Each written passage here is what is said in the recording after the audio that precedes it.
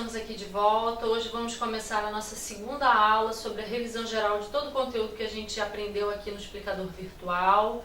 E sempre lembrando, se vocês perceberem dúvidas, dificuldades, enfrentem esses problemas nesse momento, leiam novamente, assistam novamente os vídeos, procurem outros materiais, mas não deixem que esses problemas, essas dúvidas se acumulem, porque depois, mais tarde, vai ser mais difícil de esclarecer isso tudo, tá? Percebeu que não está entendendo, que não sabe, que não lembra, que marcou errado, estude.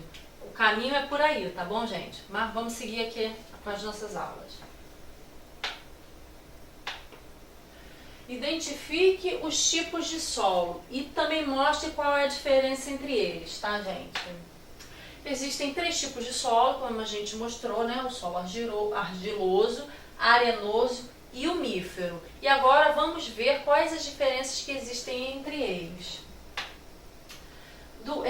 O solo argiloso, ele possui mais de 30% de argila na sua composição, enquanto que o arenoso é composto por aproximadamente 70% de areia. Já o umífero conta com 10% de humus na sua composição.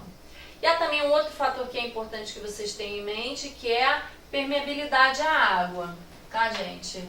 Com relação a isso, a água, né? O argiloso permite a retenção da água e é normal que ele fique encharcado após as chuvas, tá? Já o arenoso é um tipo de solo que vive um processo completamente inverso. Ele permite a passagem da água, ele é muito permeável à água, tá? Por exemplo, num advento de chuva, por exemplo. Por último, o solo umífero, que pelo fato de possuir cerca de 10% de humus em sua composição, facilita a penetração da água e do oxigênio e a retenção de água sem que ele fique encharcado. Ou seja, são 2 aspectos que eu estou chamando a atenção aqui, tá? Primeiro é a composição desse solo, segundo o seu comportamento diante da água. Qual o comportamento que cada solo tem a partir em contato com a água. Como a gente viu, o solo arenoso, que possui 70% de areia em sua composição, ele permite a passagem da água com muita facilidade, ele não retém a água, diferentemente do solo argiloso, que devido à sua composição, ele já retém essa água. E o solo que tem um equilíbrio melhor em relação a esses elementos é o solo umífero, que permite sim a passagem da água, mas também consegue reter essa substância no seu interior, tá, gente? É isso, vamos para o próximo. Bom, gente, explico como é feito o gerenciamento dos resíduos sólidos no solo. Existem 3 formas para acontecer isso, né? Através dos lixões, através dos aterros controlados e através dos aterros sanitários. O lixão é a maneira que é feito, essa disposição é feita de uma maneira irregular. O lixo simplesmente é colocado em um local, sem nenhuma escolha pensada, avaliada, não é uma obra que acontece, não é uma obra de engenharia. Ele simplesmente, as pessoas vão começando a jogar ali e isso aí vai acontecendo, vai se repetindo, um vê, coloca, e esse ciclo acaba gerando um local que se torna irregular, sim, e as pessoas acabam fazendo aquilo de um lixo, aquilo se torna um lixão. Então, há uma disposição irregular desse lixo, ele fica a céu aberto, não há nenhuma medida de controle ambiental desses passivos que são gerados, há poluições de diversos tipos, né, que a gente viu sobre isso. As pessoas podem caminhar livremente ali, não há uma restrição, elas não há nenhum tipo de medida protetiva a essas pessoas, elas vão ali muitas vezes para catar materiais reciclados, enfim. E aí, essa é a característica do lixão. Vamos ver aqui, essa primeira forma, né? É lixão ou vazadouro, tá, gente? Local onde o lixo é disposto sem tratamento e a céu aberto. Possui pessoas à volta, como a gente estava falando, essas pessoas à volta, vamos pensar aqui, vamos focar nos catadores de lixo, tá? Eles vão tranquilamente ali fazer a coleta dos recicláveis. E é sob esse ponto de vista que eu estou falando, tá? Isso propicia a poluição, esse contato do lixo num lixão vazador, ele vai propiciar uma poluição atmosférica do solo e da água, que pode ser contaminada pelo chorume, tá? Trata-se de um local sem nenhum preparo ou tratamento especial para receber esse lixo e por isso há uma alta incidência de poluição. Trata-se de um local irregular, não foi pensado, o homem não gerenciou isso. Essa situação simplesmente foi acontecendo, é um jogando, depois o outro joga, e quando você vê, algumas pessoas, as pessoas daquela região estão fazendo isso rotineiramente. Aquele local se torna o local para despejo de lixo. Lixo é gerado o tempo todo e as pessoas precisam fazer alguma coisa para jogar fora isso. Eles simplesmente acham que eu vou ali jogar tudo na lixeira e isso deixou de ser um problema. Não, esse problema você passou para alguém. Alguém tem que resolver esse problema, entendeu? A cidade, de uma forma geral, ela tem que resolver esse problema do lixo que é gerado todos os dias. Não só na sua casa, mas na casa do seu vizinho, pelas empresas, pelas indústrias, enfim. Só para vocês terem uma noção. Essa não é a maneira adequada de você fazer o gerenciamento de resíduos sólidos. Ela é irregular, ela causa poluição e ela expõe pessoas a situações de risco, porque elas podem se machucar, entrar em contato com diversos elementos, animais de todos os tipos, elas podem pegar doenças aí, enfim, uma série de coisas que a gente já mostrou nos slides que a gente falou sobre isso, sobre esse conteúdo, a gente falou isso extensamente, tá? Isso aqui é só um review. Então, lixão vazador é uma das formas de fazer disso acontecer. Gente, e agora a segunda forma disso acontecer, né? Esse gerenciamento.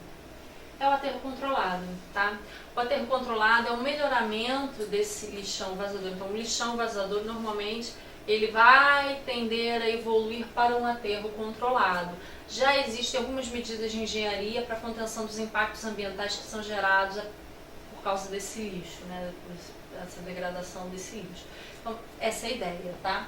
É um lixão que evoluiu, por isso já passou a acontecer algumas medidas de controle dessa poluição, embora ainda de uma forma parcial. Não é a medida perfeita, mas houve uma evolução, por exemplo, daquela situação inicial, por exemplo, de um lixão, tá, gente? O solo não é impermeabilizado, não existem catadores nas celas hospitalares, ou seja, de fato, de uma maneira geral, já houve uma melhoria. O fato de você não ter pessoas trabalhando ali em células hospitalares já é uma tentativa de minimizar qualquer tipo de dano, né, a esses trabalhadores, coisa que não acontecia no outro, tá? E por que a gente está falando especificamente dessa célula hospitalar?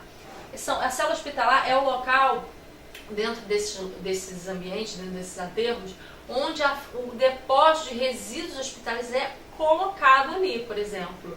E aí, as pessoas não têm autorização mais para caminhar nesses ambientes. Então, todo o resto, elas podem fazer a coleta dos recicláveis, mas nesses ambientes elas literalmente não podem mais pelo risco de contaminação e de contração de doenças, tá, gente? Mas, enfim, medidas de contenção, o que é importante frisar, pode ter partido, o aterro controlado pode ter evoluído a partir de um lixão, já existem algumas medidas de contenção dessa poluição, mas esse ambiente ainda não é o perfeito, não é a maneira mais adequada de você lidar com resíduo sólido. A maneira mais adequada, bom, gente, é o aterro sanitário, né? O aterro sanitário é o local mais adequado para fazer essa disposição do lixo no solo, porque ele conta com medidas em que foi pensado a melhor maneira de minimizar esses impactos ambientais que o lixo causa no ambiente, tá?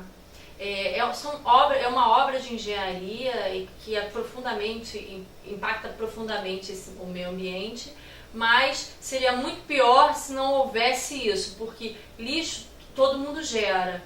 Mais diversas atividades econômicas estão o tempo todo gerando lixo. Ele precisa ir para algum lugar para que para fazer esse depósito mesmo. E essa disposição em aterro sanitário é a mais adequada, tá?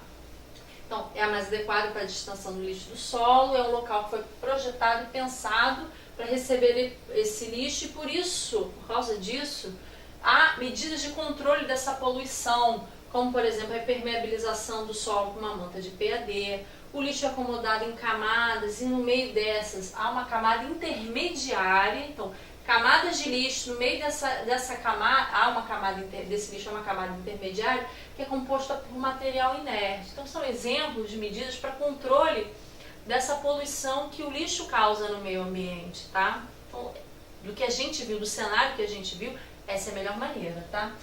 E por causa disso, há a diminuição do número de animais que estão ali, tá? E há o controle de odor nesse ambiente, tá, gente? Então, vamos lá. Gente, agora identifique nas opções abaixo a escrita correta dessa espécie aqui. Essa espécie é Clidemia hirta. Isso aqui é uma espécie de uma planta, isso é um vegetal. E eu quero que vocês identifiquem para mim, dentre essas opções, qual é a alternativa que escreveu corretamente o nome dessa espécie, tá? É composta por dois nomes, né? Clidemia hirta. E existem alguns elementos que vocês sempre têm que ter atenção quando você está escrevendo o nome de uma espécie, tá, gente? O primeiro nome, a primeira palavra, na primeira palavra, a primeira letra tem que ser em letra maiúscula. E a segunda palavrinha, tá? A primeira letra vem minúscula. Então, o nome científico tem dois nomes. O primeiro nome, a primeira palavrinha, dentro dessa primeira palavrinha, a primeira letra é maiúscula e a segunda palavrinha que compõe a espécie, a primeira letra precisa vir em minúscula. E essa grafia precisa sempre vir destacada, ou em negrito, ou em itálico, ou sublinhada, tá? Então, por isso, a resposta correta é a letra E. Essa é a resposta correta. Nomes científicos são compostos por dois nomes, tá, gente? Em que a grafia do primeiro nome, a primeira letra tem que ser maiúscula. E quando a gente entra para observar o segundo nome, a primeira letrinha precisa ser minúscula. E essa grafia precisa vir destacada, com um sublinhado, com esse termo todo em itálico ou em negrito, tá, gente? Por isso, letra E. Eu espero que isso tenha ficado claro, tá? Ficamos por aqui e até a próxima.